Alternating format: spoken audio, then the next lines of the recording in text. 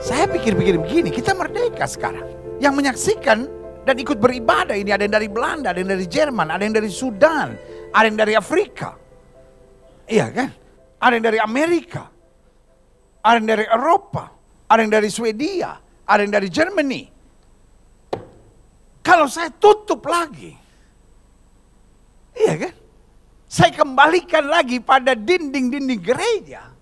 Buat saya, seperti kayak mengecilkan yang sudah jadi berkat.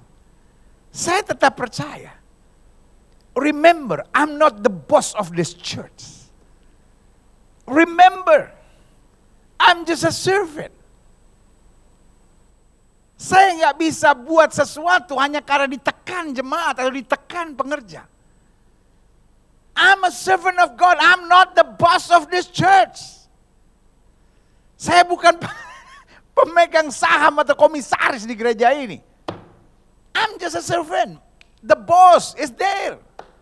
When the boss said, hey, I'm open a big wide window. I tear down every wall. Aku sedang buka pintu-pintu dan jendela-jendela besar untuk pelayanan. Supaya lebih banyak orang yang menerima kebenaran. Lalu saya bilang, no, saya mau kembali ke dinding-dinding gereja. Saudaraku, my boss will get mad to me. Aku mau Injil tersebar dan kamu mau Injil kembali terpenjara. Saya ingat Tuhan bilang sama Musa, move when the cloud is moving. Jadi saya harus ikuti awan kegerakan Tuhan. Awan kegerakan yang saya pertama pelajari. Gini, saya mesti tanya dulu sama Tuhan. Tuhan, saya tidak membuka ibadah apakah hanya karena takut? Kalau karena takut harus diusir roh ketakutan. Atau karena paranoid, saya harus usir roh paranoid itu. Atau karena saya hanya ikut-ikutan, saya harus tolak dalam nama Yesus roh ikut-ikutan.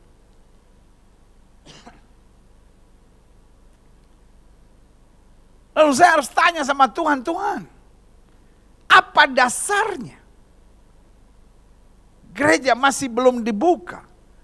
Sorry, saya tetap mendukung setiap gereja yang sudah terbuka. Bahkan saya selalu bilang dari mimbar yang kudus mulia suci ini, yang pertama, kembali ke gereja saudara masing-masing. Dan yang kedua, kalau saudara bukan dari gereja Bethel Indonesia Global Fellowship Center, bayar perpuluhan di gereja saudara masing-masing. Jelas saudara. Gereja kita tidak menerima perpuluhan dari gereja lain. Hanya jemaat yang memberi perpuluhan di gereja ini.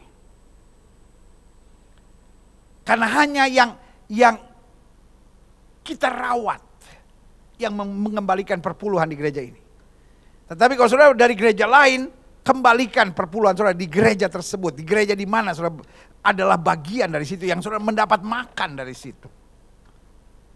Saudara mungkin menatap saya dan berkata, tapi gereja kami HKBP pendeta tidak pernah ngajar perpuluhan. Bahkan pendetanya nyerang perpuluhan. Gereja kami Gemim pendeta, gereja kami Katolik yang tidak mengajar perpuluhan. Bahkan mungkin gembala-gembala kami menyerang perpuluhan. Dengar saya baik-baik. Walaupun mereka menyerang perpuluhan, walaupun mereka tidak pernah ngajar perpuluhan, kalau dikirim pasti diterima. Gembala ini terlalu ngomong apa? Lu bener. Bener. Karena kalau memang Roh Kudus, kalau memang Alkitab mengajarkan kita untuk mengembalikan perpuluhan di gereja di mana kita mendapat makanan rohani, mendapat perawatan rohani, kembalikan ke gereja itu. Jelas ya? Jadi saya tidak sedang bilang bahwa tidak boleh membuka ibadah. Saya support, saya doakan. Dan saudara-saudara yang gereja saudara sudah mulai beribadah, kembali ke gereja saudara masing-masing. Masalah saudara mau tetap diberkati lewat pelayanan lawatan Allah di rumah masing-masing. Why not saudara-saudara? I'm so happy kalau saya boleh tetap melayani saudara. Tetapi dasarnya kenapa saya belum membuka ibadah ini? Yang pertama saya harus tanya Tuhan dulu. Apakah betul saya takut? Apakah karena saya paranoid? Atau karena ikut-ikutan? Kalau itu saya harus tolak dalam nama Yesus. Saya mulai cari apa yang Tuhan kehendaki. Lalu Tuhan mulai ingatkan saya pertama, bahwa aku sedang mau mengulang sesuatu. Untuk persiapan seperti yang Alkitab bilang, apa yang pernah terjadi akan terjadi lagi. Bukankah gereja mula-mula? Gereja diawali kegerakan gereja dengan beribadah di rumah masing-masing. Karena Tuhan sedang mau fokus pada keluarga, menggenapi firman bahwa aku akan membuat hati bapak-bapak berbalik pada anak-anaknya, hati anak-anak berbalik pada orang tuanya. Artinya pemulihan keluarga terjadi. Karena di rumah Obed-Edom ada bait Allah. Maksud saya di rumah Obed-Edom ada tabut perjanjian dan keluarganya diberkati. Saya percaya ibadah seperti ini adalah mengundang dan membawa hadirat Tuhan. Tuhan sedang mau melawat setiap keluarga. Saya percaya ada kegerakan roh kembali dalam keluarga-keluarga. Lalu yang kedua, saya percaya dengan online ini, Injil akan tersebar kemana-mana tempat. Yang ketiga, this is a spiritual awakening. Untuk unity. Roh kita dibangunkan untuk bersatu. Sehingga kita gak sibuk dengan dinding-dinding gereja kita. Kita cuma sibuk dengan firman yang memberkati kita dengan pujian penyembahan. Sehingga kita terus bertumbuh dalam terang Tuhan. Saya percaya ini kegerakan akhir zaman. Biarlah gereja yang terbuka masih tetap terbuka. Kita menyambut dengan bahagia. Tetapi khususnya kami,